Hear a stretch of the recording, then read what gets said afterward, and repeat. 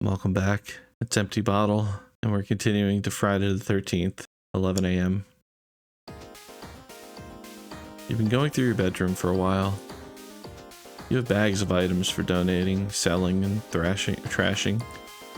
Thrashing, you just take stuff out into the backyard and just whack it with a baseball bat. It's been weird going through all your old stuff. Most of it isn't relevant to the you that you are now. But when an item has a distinct memory tied to it, you take a little longer to ponder it. The nostalgia in the house feels a little stronger today for sure. You feel more comfortable in the house than you've felt ever, even as a kid. You just wish you weren't doing it alone. You fill up another bag and pull out the last one in the box. You wonder if your dad had more supplies down in the basement. You walk to the basement door and try to light again. The light bulb is for sure burnt out. You look through the kitchen and bathroom for light bulbs, can't find any.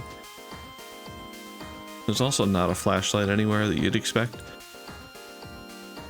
You'd prefer to get the light working anyway. You need to go to a local dollar store and grab some more bags. Might as well get bulbs too. May as well get a flashlight? Question mark? As you're putting on your shoes, you really don't want to leave. But you also know you need to get into the basement, so you go. The dollar store is the biggest store here since the big box chain closed.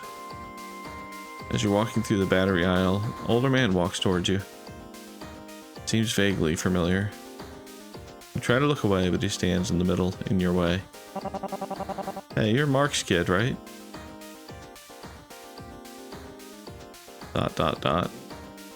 He doesn't need your permission to keep talking. Old man grunts. Mark Holbait. You poor kid. What a shock that he passed so young. Yeah, it was very surprising.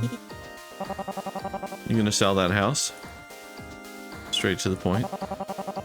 It's been in your family since I was a kid.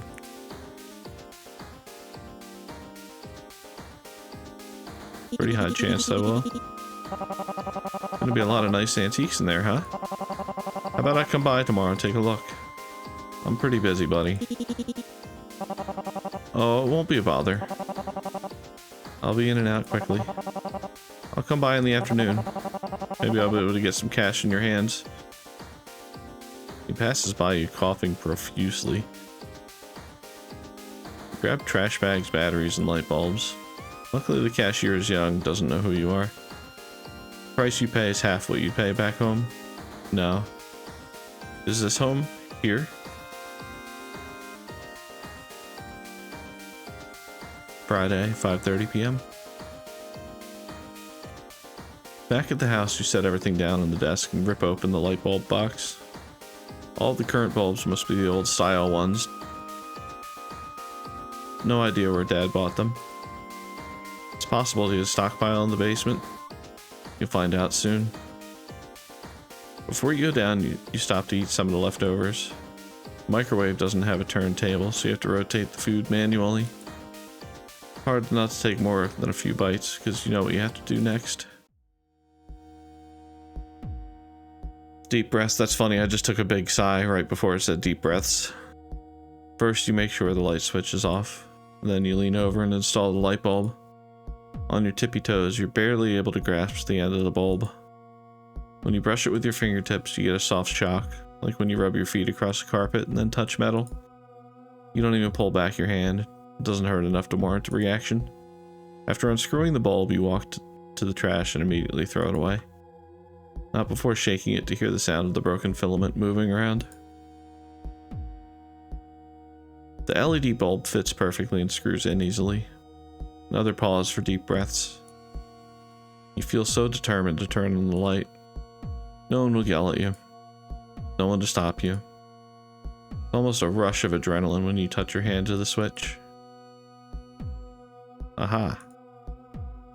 There was a small part of you that was hoping the bulb didn't turn on. Maybe something was wrong with the wiring. It's a very, very old house, but unfortunately, you can now go down into the basement. Basement is small, but there's a lot of stuff in it. Your dad must have been more of a prepper than you thought. Got a good storage area though, so of course Dad had all this down here. House supplies like detergent, MREs, canned food. MREs, if you don't know, are like military ration packets or whatever. They're supposed to last for a long time. There's a lot of half-finished projects like ham radios. Dad's desk with his journals, notebooks, and loose paperwork on it. Giant buckets of salt and heat lamps. Knitting and crocheting supplies that you remember your grandma using in photos. When you look at all the supplies down here, you get overwhelmed. You're not sure how much mental effort you can use right now. Today's been a long day and you're already exhausted.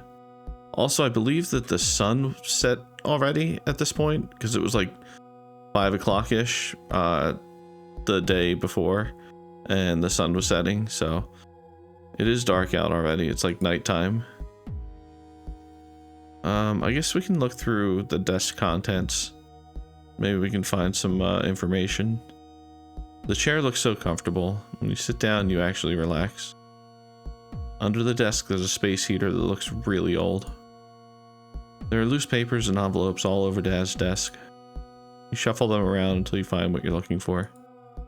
Dad had a huge stack of notebooks that he wrote in, and they were always down here. You had no idea he had this many journals, or that he wrote so much in each one. There's also a family tree on old fragile paper. Are we gonna find out about like a second family or something? In the family tree, you see the people you'd expect. Your dad, Mark, is the last one printed in nice script. You think it's your grandmother's handwriting, but you're not sure. His 2 brothers flank him on either side. You barely know either of them.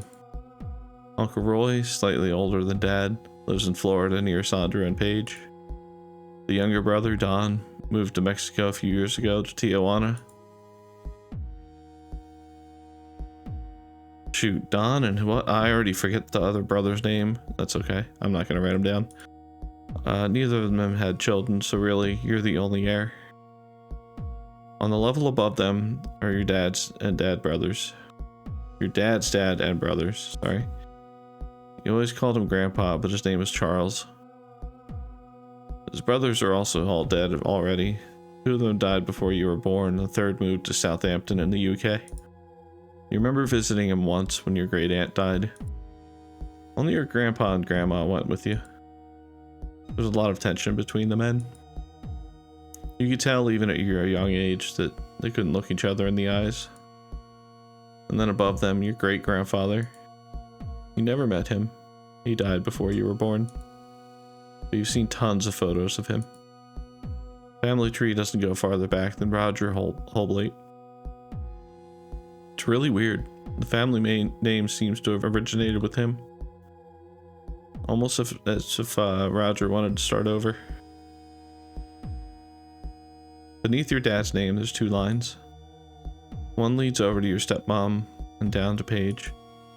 Their names were written sloppily, likely by your dad. On the other side, the same handwriting says your name. Taylor. Our name is Taylor. Which is linked to the name Catherine, which is linked to your dad's with a dotted line symbolizing marriage. You touch your fingers to the paper, grazing the lines. Above her, there's only 2 people marked. You assume it's her parents, the people you saw in the photographs. You take a deep breath and step back from the desk. You step back away from the desk to decide what else to look at. You're tired, but you gather yourself up to keep going. I think we're good on food upstairs for a little bit. The MREs and stuff, I don't know if we're gonna need. Let's look through the projects. You walk to the large containers to see what's over there. There are light bulbs and batteries back in the corner. You grab some and put them near the stairs so you can take them back up. There's a ton of electronics, some of which built and some he bought. Ham radios, a refractometer, a newer looking kit to make a synthesizer. I'm not sure what any of those things are. Your dad wasn't really into music, so you remember him singing to himself a lot. Let's look through the sealed boxes. You see some gigantic boxes in the corner that say filters. They look like they probably are big enough for the house's water supply. There's also huge buckets of pH balancers and water softeners. The water here has always been really hard, and you remember rings around the bathtub and your hair never felt clean.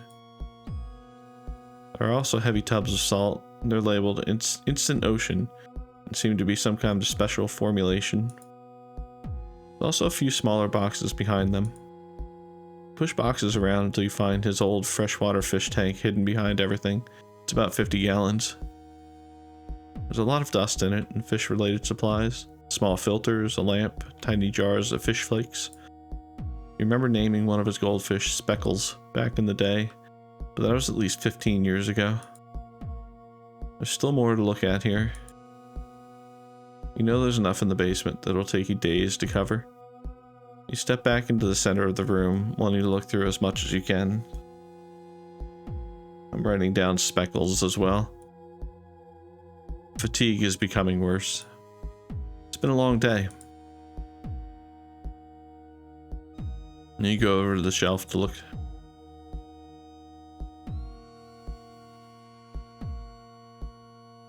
There's a lot of MREs. Some of these are surprisingly old. Looks like the most recent box was made before you were born. They don't have an expiration date, but you assume they're safe to eat. You could bring some up to eat if you wanted to, but just the thought of it makes your stomach flip. There's also a bunch of protein powder, cookies and cream flavored. It's gross. Hopefully the food in the pantry will take it. Oh, sorry. Hopefully the food pantry will take it. There's more to look at here, but if you're not sure what else will be relevant, you walk back to the middle of the room to decide what else might be easy to go over. You feel a little relief after looking through Dad's stuff. You can maybe force yourself to keep going a tiny bit more.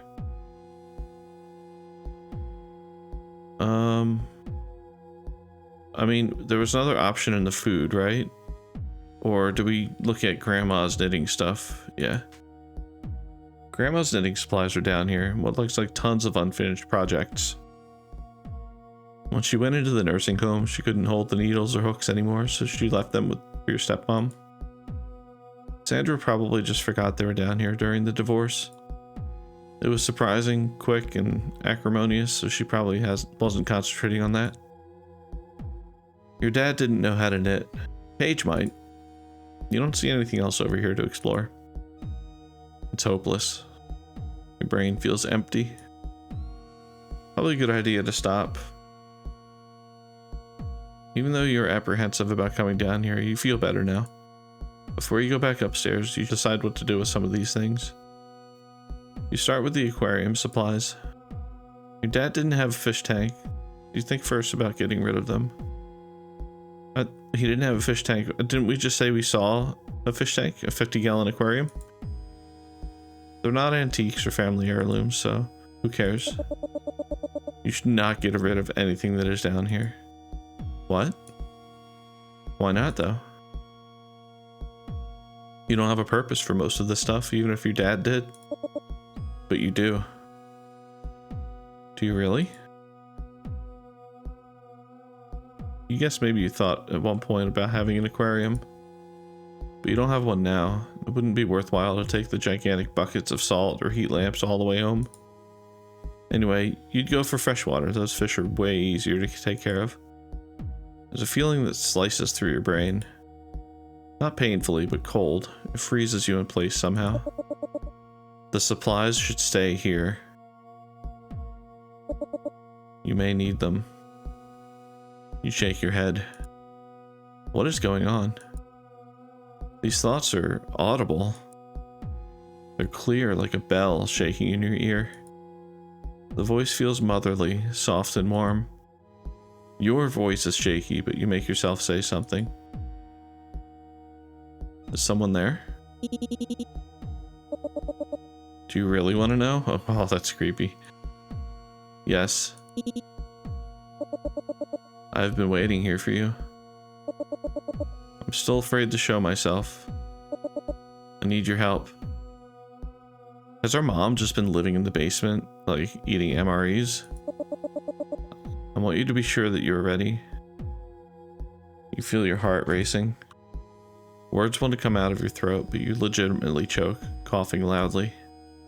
There's a pile of items you want to bring up to the ground floor, but you leave everything downstairs in your rush to get out of the basement.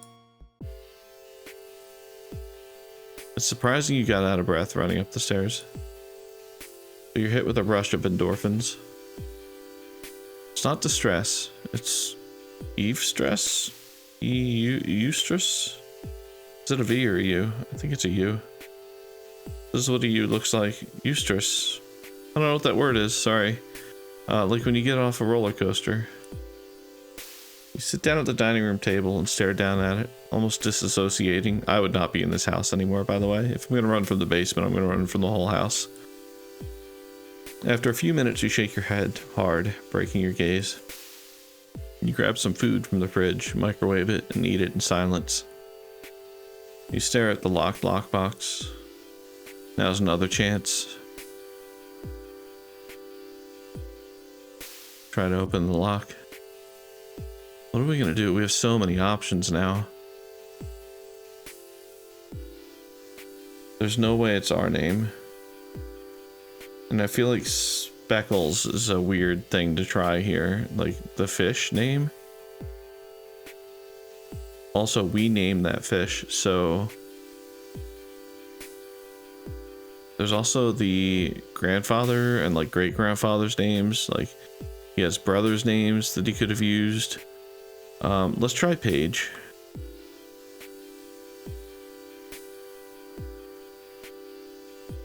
Your sister's name doesn't seem to open it. Do you already know this information? Where would it be? Did you miss seeing it already? You look extremely exhausted now, but you're very relaxed. You decide to get ready for bed. As you brush your teeth, you stare at yourself in the mirror. Your eyes feel tight, like you were crying, so you close them. You focus on the vibrations with the toothbrush. When it stops, you spit into the sink that you know is there by feel. You're almost afraid to open your eyes again, but you do. There's nothing but your disgusting spittle in the sink. You wish you could open up that lockbox. There might be something important in there. So, bed. Yeah, let's go to bed. The couch is starting to feel like it has a groove for your body. You stick your arm out of the blanket and turn on the TV. You're lulled off to sleep yet again by the TV noises. Saturday, 1 in the afternoon. You haven't felt like going back into the basement all day. Yesterday was like getting a grain of sand in your clam chowder. Ugh. Inevitable, but still grosses you out every time. Everyone just eats that piece of sand, don't we? No one stops and spits it out. I would, but I'm weird. Probably. As you're moving things around in the house, the doorbell rings. Is it the delivery guy again? Oh no, it's the old man, isn't it? It's the old man. Got a notebook with him and little glasses. Hey there, kiddo. Mind if I walk around and look at stuff? I never gave you permission to be here, by the way, but if you want to follow me around, make sure I don't steal anything, you can. But I'm gonna be slow, so get ready to be bored. I can't ask him to leave. It's fine. Don't worry. He winks at you. Gross. I'm gonna take some pictures and make you a list. He walks into the kitchen and starts making notes and takes photos with one of them small digital cameras. You watch him shuffle away and then get back to looking through your dad's bedroom. After a bit, he finds you in your bedroom putting things into bags still. Hey, lots of good stuff in here. Want to meet me outside so we can talk about it? You follow him out to the front porch. Sorry, it's quite stuffy in there. I feel like I want to leave the moment I walk in. Yeah, same, buddy. You know that feeling. Really? I hadn't noticed. Got a few appliances that are really old. Antique old, not low quality. Son, you know what antique means. Wait, are we? I don't know if we're male or female. You? Vintage? No, that's more for recent collectible things. I'm talking about things from my dad's generation. I mean, some of it's more modern, but it would be worth a lot. The toaster, it's one of the older mechanical ones, not the electronic ones. Oh, and that coffee maker. How much for it? A lot more than you'd think. I'll have to look it up and let you know. Here. He extends a shaky arm and hands you the small notebook. You look over the list. The voice downstairs told us not to get rid of anything. Seems like he mostly wants the larger furniture. It would really help you to have it out of here. Even if you don't sell the place, it'd be nice to change it up.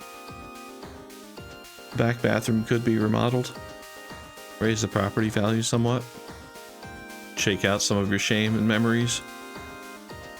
Might make you want to stay. Could be nice to be a homeowner. The old man clears his throat and shakes you out of your rumination. I can have my son bring his truck by in an hour and pick it all up.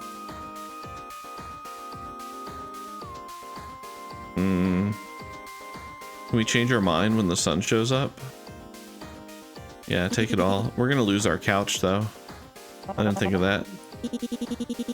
When you were looking around, did you see a snow globe? No, but I wasn't particularly looking for one. I'll be right back. I'll get the kid over here so he can carry this for me. Not as young as I used to be. Chuckles to himself. And obviously, you know, I'll pay you for everything we take. Pulls out his phone, starts walking away from the porch. Hey Johnny, come on by, bring the big truck. You know if the boxers are still in the back? As he gets further away, you sit down on the step. You feel less tired, less foggy out here on the porch. It's like your brain is waking up just a little. The old man eventually comes back and sits on the porch with you in old man silence. It's nice to take a break from being inside there. Less than an hour later, the truck pulls up. Johnny exits the car, slamming the door harder than he needs to. It's about your age, but much more fit. Must be from carrying furniture around all the time. Smoking a cigarette as he walks up to the house. Johnny nods at you, you nod back. Midwestern wordless hellos go a long way. Okay, let's get this going. I'm about ready for a nap. Gets to his feet slowly. You and the old man go back inside first. Johnny stands outside finishing his smoke. Old man walks over to the dining room table. We should start with this. It's an antique for sure. You could sell it for quite a lot. Your cut would probably be around 5,000 depending on the bidding. Wow. Yep. It's from the 1890s from what I can tell. The wood is hand carved. Your family has treated it well. When you were a kid, this was the family hangout spot. You have a lot of memories around that table. Some of them good, at least. Could buy a few tables with that. You start to speak, but this table should stay here. This is your family's table. You narrow your eyes. Your vision feels cloudy. Only option is to continue with the sale. Take it. You open your mouth to talk, but the wrong words come out. I don't think I can let you have this one. Uh-oh. Is it the money? I could take a smaller finder fee if you want. You look at the table, imagine moving the items off of it so they can take it. A pit forms in the bottom of your stomach. You almost feel like throwing up, but you hold back. No, I need it to stay here. It feels wrong, the idea of the table being somewhere else. Okay, I respect that. Walks back to the front door and peeks his head through. Johnny, you ready? Two men start walking through the house. You follow them around and let them take some end tables and the toaster. Son takes pictures of the table anyway. Makes you feel weird that he's doing it. The old man takes a look at your sister's old room. So the dresser, nightstand, and bed frame, probably from the 1920s. You know how hard it is to find solid wood furniture now? You have no idea, really. I think the furniture was my dad's. I believe this is his childhood bedroom. So... I don't want to talk about my reproductive stuff with him. He's dead, go ahead. They begin collecting the furniture. The old man is surprisingly strong, and neither of the men ask for your help. Once the bed frame is out of Paige's room, it feels surprisingly empty. They leave the mattress and you keep it on the floor. You walk the two men to the door. I'll let you know when the pieces sell. Call me if you change your mind about the table. Johnny, who has said nothing this whole time, gives you a full, genuine smile as he lights up a cigarette. He walks to the car and the old man's hand, staring at you awkwardly. Yeah? His eyes are intensely looking into yours. This is not normal for someone in Illinois to make such direct eye contact. But he's not sure if he wants to speak. You can feel it. You okay? He reaches out to shake your hand. You grab his and the grip is tighter than you expect. But he doesn't look away. He speaks under his breath. Sir, can you say that again? Someone die here? What do you mean? Did someone die in this house? I can't remember. Mine's a little less of a steel trap than it was in my youth. I just feel something. He continues quietly, barely moving his lips. You can just make out the words. Deep sadness. It wants to be free. Let it out. Why is it here? Finally looks down. You're not sure how to react. Start by dropping his hand. He turns from you immediately and starts walking briskly away. The old man speaks over his shoulder towards you. Thanks, kiddo. I'll let you know when your items sell. He hops in the passenger seat of the truck and Johnny drives off. Once back inside, you stare off into space a few minutes before you realize you're doing it. Today's been very productive, but you don't feel tired. Just disassociated. You want to eat, but the roller coaster your stomach has been on over the past few hours makes it seem impossible. The sun is beginning to set. Must be past 5 p.m. You could call your sister to try to get more information from her. Her memory might be better. She lived here much longer than you did. Or since you're here, you could just go down to the basement and see if something happens. Oh, I feel like whatever's in the basement is going to be angry. Let's do it. You don't think Paige could help right now? She can't get here to go downstairs to talk to whatever is down there. She's just going to mock you. You need to just go into the basement. Your heart feels as if it's twisting as it beats. Even your arm starts to hurt, like maybe you're having a heart attack right in front of this door. You force yourself to touch the handle. It's cold. You try to turn it and it won't open. You push the door with the full weight of your body once, nothing happens. So you do it again. Of course it unsticks and you have to stop yourself from falling down the stairs. Your voice catches in your throat as you call down into the dark. Are you there? Your face flushes hot. I've always been here. Waiting for the time that I could reach out. Please, come here. You reach for the switch and flip it. You step down the stairs slowly. Temperature seems to drop dramatically. You wish you had Grandma's blanket from the couch. At the bottom of the stairs, you force yourself to speak out again. Show yourself. Spooked. Of course. You start to see something corporalizing in front of you. It starts out looking like a blob, takes shape. It grows legs, arms, a soft face. Your eyes look back at you. Something's different. A face you've only ever seen in photos before. Mom? said Catherine.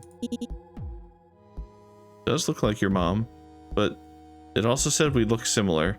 Am I looking at a mirror? The mom you never met. Start to feel a heat that climbs up your neck to your scalp. You breathe faster. The ghost of your mother, hangs in the air before you. When you move your head from side to side, the shape shifts. But it's unmistakably the woman from the photos. You feel compelled to speak. I need to know. I have a question. I'm not touching her. I do have a question, though.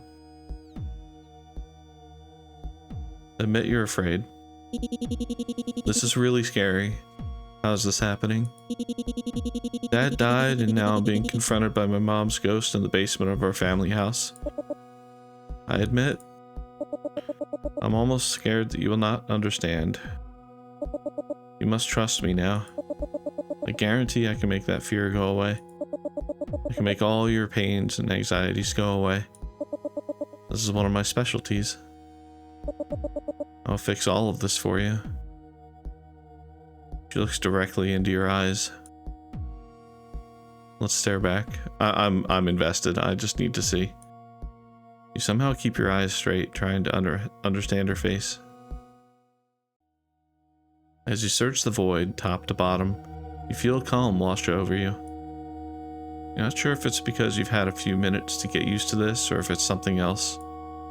No, as you continue to stand eye to eye with her, as much as that's possible with a ghost, you start to feel euphoric. It's not like being drunk. There's no nausea or shakiness. It reminds you of just falling asleep under a heated blanket. The vibe of the room seems to shift. Whatever she's doing to you starts building slowly, from something gentle, caressing your skin, to electricity on the back of your neck and shoulder blades. As the tingling travels down your body, it feels like vines growing, encircling every inch of your arms, legs, and torso. A faint breeze blows and you smell San Diego. Faint salty air, surf wax, sage. You can hear a hum on a frequency that sounds like blood rushing through your ears, like the static of ocean waves. Feeling takes over your whole body. At this point, your knees grow weak. You manage to stand and continue to look at her. Time stays at a standstill. You feel your mind unraveling with enjoyment for longer than expected. Solace. Refuge. A haven. Slowly you become more alert again. You feel your toes in your socks, your arms against your sides. It feels exhilarating, addicting. What did you do to me? Be patient, I will explain. But something's changed. You know deeply in your heart that she will not hurt you.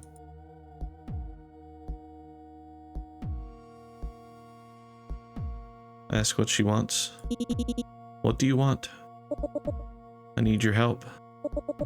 I'm trapped here. You have to help me. You look directly into her shape, trying to figure out what she is. You can't shake the feeling that she must be your mom. What you can see in her face sometimes looks like your own. I like that. That would be a lie if we said I don't want to help you. You seem so familiar. I'm not surprised. Promise I've always been here. Starting to feel relaxed even through fear. She shimmers. Her face seems to be pleading. I cannot leave. I cannot care for myself. Only you can help me.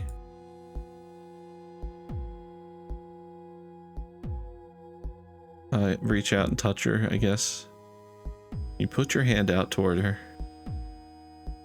As your fingers dip into the vision, you feel nothing. For some reason you expect it to be cold or wet or humid. There's just a visual with no form.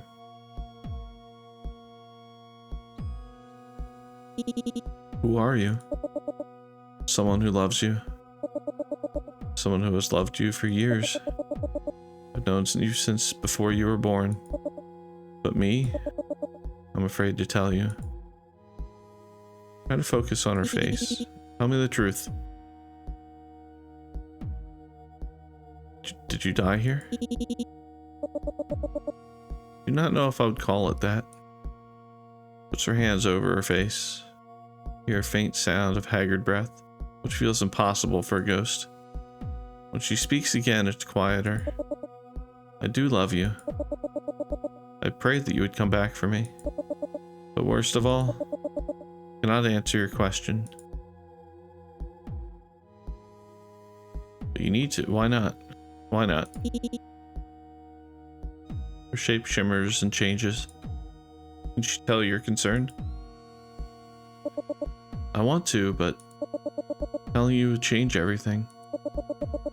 It will taint your childhood, your relationship with your father and his father. Is this Grandma? I don't know. I guess I gotta ask what she is. What do you think that I am? Hallucination? A ghost? Let's go with hallucination. Do not lie to me. Could a hallucination be this strong? I don't know. I worry I'm losing my mind. You are not. I'm real and I will help you. I think she's smiling at you. Face warps and contorts. It's almost scary, but your heart is already racing. But it doesn't matter what I am, does it? I'm here. I have been here in this house for so long. Try to think of what to say next. You feel a hand stroke your cheek. Oh god. Pull away. Though it feels warm and kind, you lean away. You have no idea how hot it can get.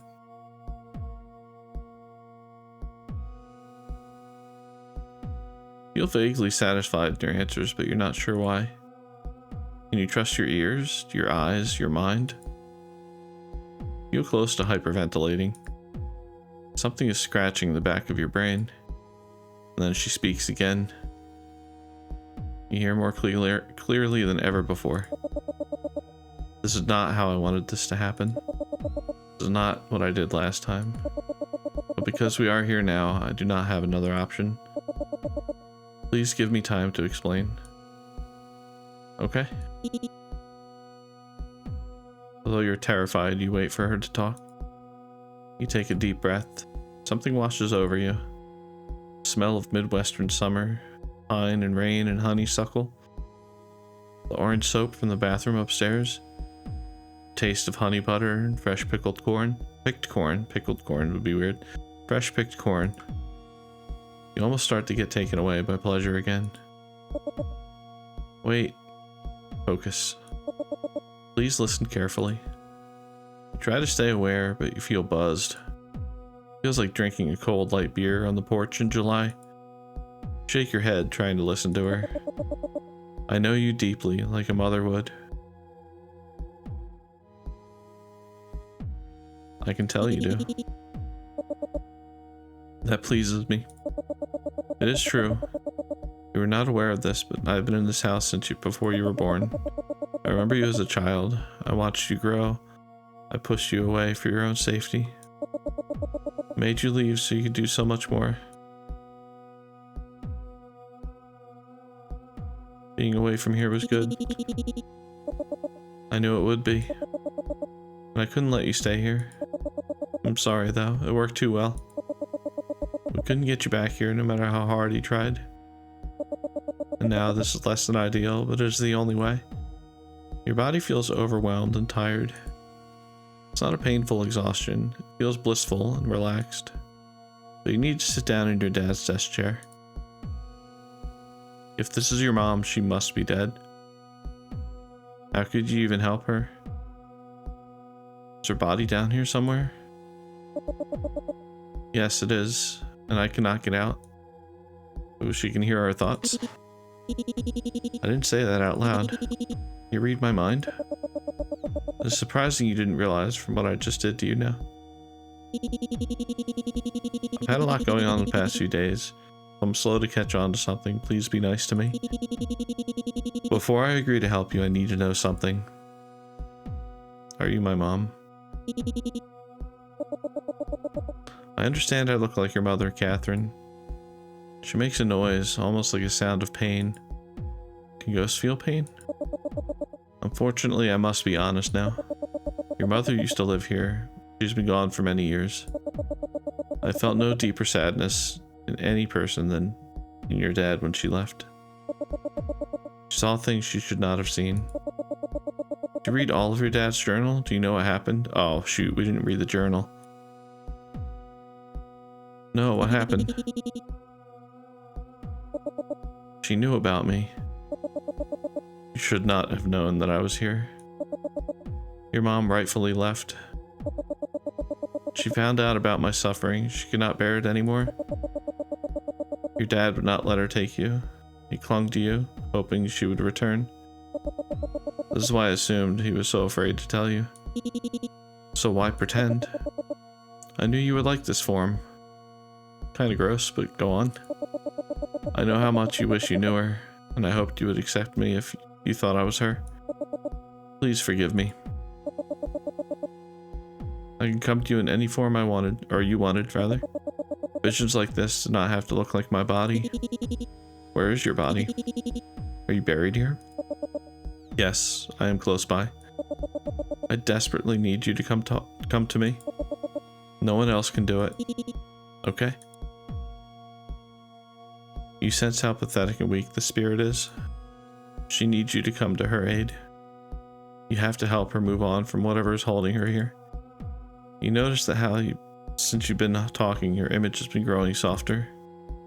She's fading from consciousness. You can't be sure how much longer you can talk to her. Do not worry. I'm not going to surrender into nothingness just yet. I'm growing extremely tired, though. I may need to come back tomorrow to continue so I can get some rest.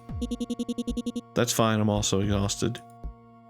You know hours have passed. It must be close to midnight. Part of you is still reeling from the revelations you've had tonight. That this ghost, with her powers to make you feel such strong pleasure and comfort, has been in this house since before you were born. Your dad knew, your mom knew, and that's why she left. But who put her here? Who killed this woman?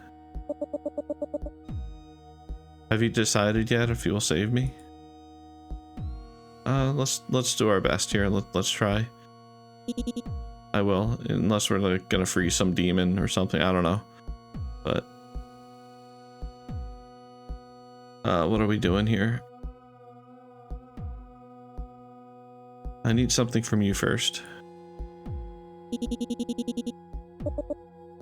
What is it? Never mind. I don't know what that was earlier, but I feel like that's weirdly gross for some reason. I don't know. She looks at you with a concerned face, or so it seems. Whatever fear she felt at the thoughts in your head is visible in her posture. Once you take care of me, I can give you as much as that as you would like.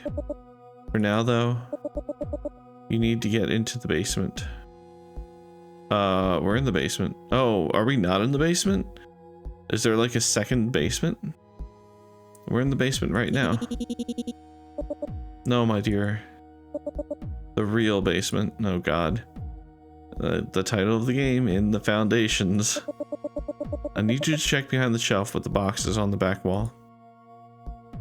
Pull the shelf away from the wall, knocking over a few boxes along the way. Nothing glass seems to have shattered, so you'll worry about it later. Once the shelf is moved, you realize there are scratch marks on the floor. If you had pushed it to the left, it would have easily moved. Behind the shelf is a small door locked with a chain. You could possibly break this open, but it would be easier to find the key. I do not believe he left it down here typically. Probably on his key ring. The keys are upstairs. Do not worry now, we both must rest. I've done all of my effort to stay present the past few days. When she speaks, her voice is faint. Please do not leave the house. The farther you get from me down here, the harder it is to sense you. Okay, I'll come back tomorrow morning. Please do. I know you're scared, but I promise again that I cannot rest until you come back. You stand far from the chair, shakily. Climbing the stairs proves to you how tired your legs are. You hold onto the railing with a strong grip as you slowly move up. Some energy returns to you as you clear the top step and close the basement door. With the door shut, you notice your mind feels sharper than ever.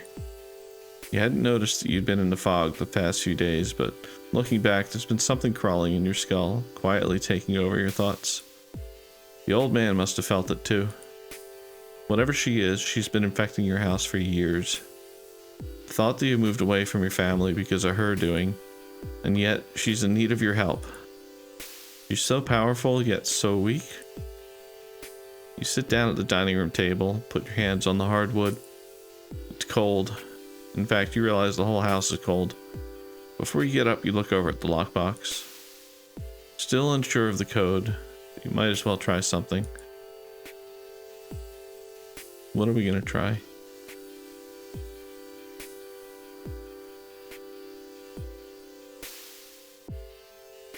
I mean, I don't think it's it, but let's try speckles. You put in the combination speckles. It stays closed.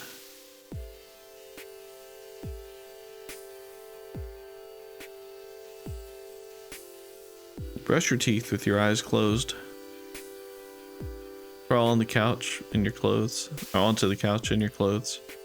Grandma's blanket feels soft and warm over your shoulders in the cold house. And you fall asleep without even turning the TV on. Alright, we're gonna find out what happens on Sunday. I appreciate you being here and experiencing this with me. I normally don't play creepy, scary games, and I don't know if this is a creepy, scary game, but it certainly feels atmospheric, and yeah, you know what? It is a creepy, scary game. To me, it is. Next time, we'll get to the bottom of what's going on here. I'm Empty Bottle. Take care.